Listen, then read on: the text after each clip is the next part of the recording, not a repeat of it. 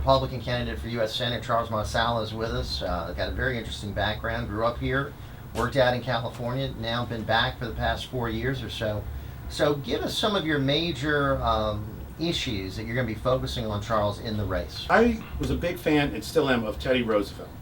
I covered a lot of the national parks in my drives out west. Teddy had a big presence here in Louisiana. He went to North Louisiana, he's been to South Louisiana, and the environment is an issue. One of the things that's on my mind is the dead zone in the Gulf of Mexico. I studied that when I was at Tulane, and I'm surprised that we really have done nothing about it in 35 years. Tell us about the dead zone. So in that dead zone, there's nothing living, no fish, nothing? I have a show on LAE, and my idea was I brought back the concept to WLAE of doing the old Mutual of Omaha Wild Kingdom. That I'd get some footage of Africa, but we'd also talk about how threatened a lot of these animals are.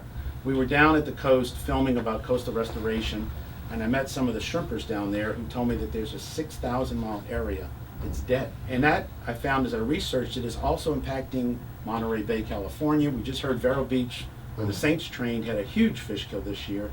This week, Lake Erie has a toxic problem. Chesapeake Bay has had closures. So what's causing the dead zone, and is it growing? Well, yes, it is. We now have 500 dead zones worldwide, and you see I brought a couple of things to show you here. Yeah. What we started changing about 50 years ago is how much chemicals we use in agriculture, and actually on our own yards and on golf courses. So all that fertilizer, and what's also found out, Roundup, it doesn't break down. So when it drains down into the Mississippi River, or any river, that way, for that matter, in the world, it brings down a lot of nutrients. It's fertilizer. The algae bloom, and when the algae die, the bacteria that take care of the that eat up the algae, suck up all the oxygen that's in the water. So the fish have to leave. So that's why it's called a dead zone. It's actually hypoxic is the scientific word.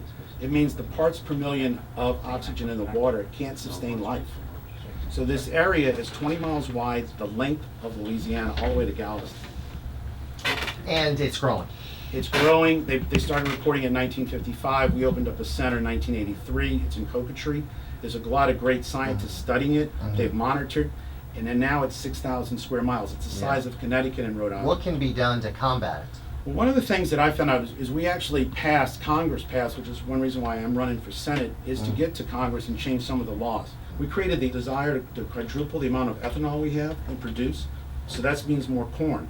So that means up in Iowa, they're growing a tremendous amount of corn for the Energy Independence Act of 2006. I'd like to see that modified. I think when they put that in, they did not realize that how much more fertilizer would have to be used to grow that much more corn. And the fertilizer comes down to the Gulf and ends up at Grand Isle. The current pushes it west along Louisiana, and we have this dead zone now. Thanks for watching. Text Marsala to 504-509-5500 to make a donation, or go to marsalaforla.com for more information.